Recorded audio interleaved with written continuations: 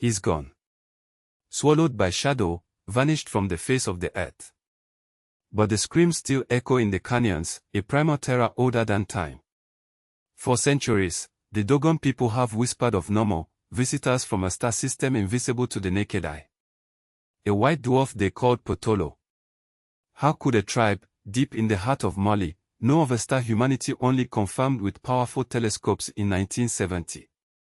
For centuries, West Africa has been a land of secrets, whispers carried on the harmattan winds.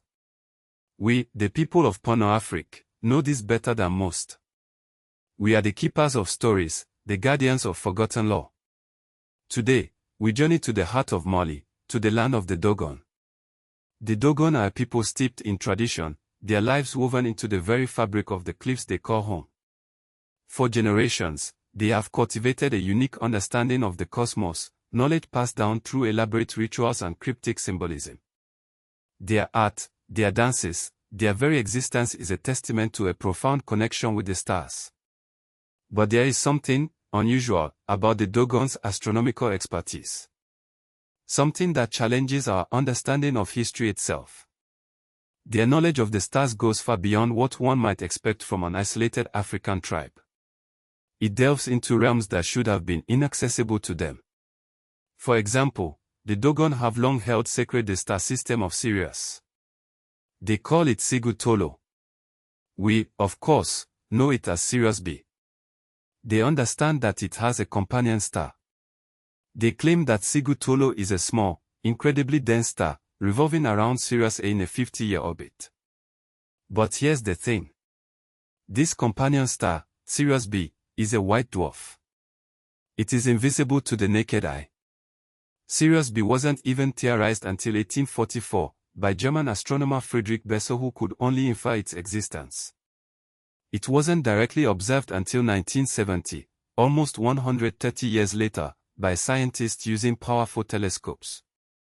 The Dogon couldn't have seen it. So how did they know about a star that modern science only confirmed just over 50 years ago? How could they describe its density, its orbit, its very nature, millennia before Western astronomers even suspected its existence?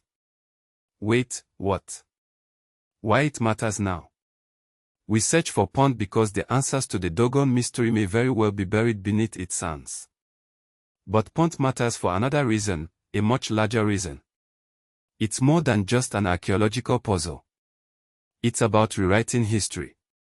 For centuries, the narrative of African civilization has been dictated from the outside. The implication, often unspoken, is that true progress came from elsewhere. That Africa was a recipient, not an originator. The endless quest for Punt is a powerful act of defiance against that narrative. Punt, ancient Egypt's most valuable trading partner, a source of incense, gold, ebony, and wild animals. It was vital to the Egyptian economy and arguably, their spiritual identity. Queen Hatshepsut, in 1479 BC, famously sent a naval expedition to Punt, commissioning detailed reliefs depicting the journey and the treasures brought back. These scenes, meticulously carved into the walls of her mortuary temple at Deir el-Bahri, show vibrant trade, a thriving society, and a level of sophistication that challenges the outdated image of a continent waiting for civilization. But where was it? The exact location of Punt remains a mystery. Some scholars place it in present-day Somalia, others in Eritrea, or even as far south as Mozambique. The lack of a definitive answer has fueled centuries of speculation and, frankly, denial. It's easier, perhaps, for some to believe that Punt was purely mythical, a convenient fiction created by the Egyptians. But what if Punt wasn't a single city, but a vast, interconnected network of trading posts and settlements spanning a significant portion of the African coastline? What if the artifacts, the knowledge, the astronomical understanding attributed solely to Egypt, were actually the product of a far more extensive, Pan-African exchange, with Punt at its heart? Then, the implications are staggering.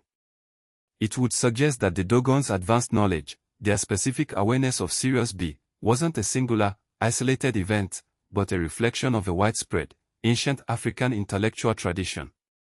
A tradition powerful enough to influence even the mighty Egyptians. And that, perhaps, is why some don't want Punt to be found. Because its discovery would force a reckoning. A rewriting of history that credits Africa not just with survival, but with innovation, with wisdom, and with a profound understanding of the cosmos. Which begs the question, what other secrets are buried, waiting to be unearthed? And so, the Dogon's ancient knowledge, passed down through generations unburdened by the tools of modern science, continues to baffle. But beyond the mystery, lies a powerful reminder. Our ancestors possessed profound wisdom, intrinsically linked to the cosmos. This isn't just a curious tale, it's proof of a deep, sophisticated understanding of the universe held within African traditions. Perhaps reclaiming this ancestral insight is key to unlocking a more prosperous future. Just imagine the potential if we embrace this ingenuity. If you're intrigued by Africa's hidden wealth, both of knowledge and material, then check out the Africa Wealth Blueprint. It's available for $27 at pornoafric.com/shop.html. It's time we recognize and reinvest in the wealth that already exists within our communities. Subscribe for more African wealth stories. Globe showing Europe Africa Money Bag.